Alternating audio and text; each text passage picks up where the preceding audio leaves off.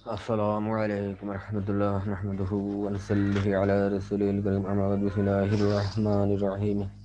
সুপ্রিয় শিক্ষার্থীবৃন্দ, এখন আমরা আলোচনা করব চতুর্থ সপ্তাহ নবম শ্রেণী রসায়ন অ্যাসাইনমেন্ট 3 সপ্তম অধ্যায় রাসায়নিক বিক্রিয়া।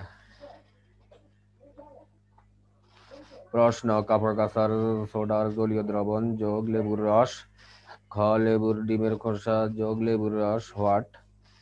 উপরের বিক্রিয়া দুটি হাতে কলমে সম্পন্ন করো এবং নিচের প্রশ্ন দুটির উত্তর দাও। রাসায়নিক সমীকরণের সাহায্যে বিক্রিয়া দুটি সম্পন্ন করো। 2 বিক্রিয়া দুটির ধরন ব্যাখ্যা করো। উত্তর: 1 কাপড় কাঁচার সোডার জলীয় দ্রবণ প্লাস লেবুর রস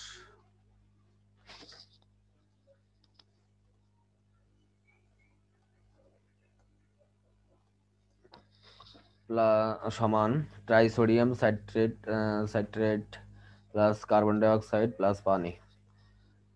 খ ডিমের খোসা যোগ লেবুর রস সমান calcium citrate plus carbon die oxide plus পানি।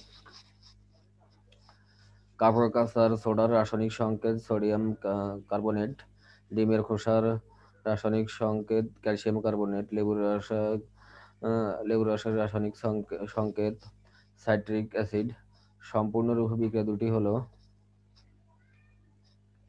এটা হচ্ছে যে সম্পূর্ণ ক বিক্রিয়া, অর্থাৎ কাপড় কাঁচার সোডা যোগ লেবুর রসের কাপড় কাঁচার সোডার জলীয় দ্রবণ, কাপড় কাঁচার সোডার জলীয় দ্রবণ প্লাস লেবুর রস, কাপড় কাঁচার সোডার জলীয় দ্রবণ প্লাস লেবুর রস থেকে এটি উৎপন্ন হয়েছে।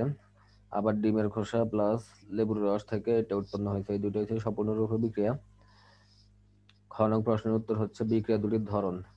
ক ও খ বিক্রিয়া দুটি মূলত একই ধরনের বিক্রিয়া। ক বিক্রিয়া বিক্রিয়ক কাপড় কাঁচার সোডা অর্থাৎ সোডিয়াম কার্বনেট।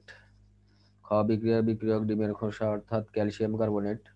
দুটোই ক্ষারীয় প্রকৃতির। এই দুটো বিক্রিয়কই ক্ষারীয় প্রকৃতির।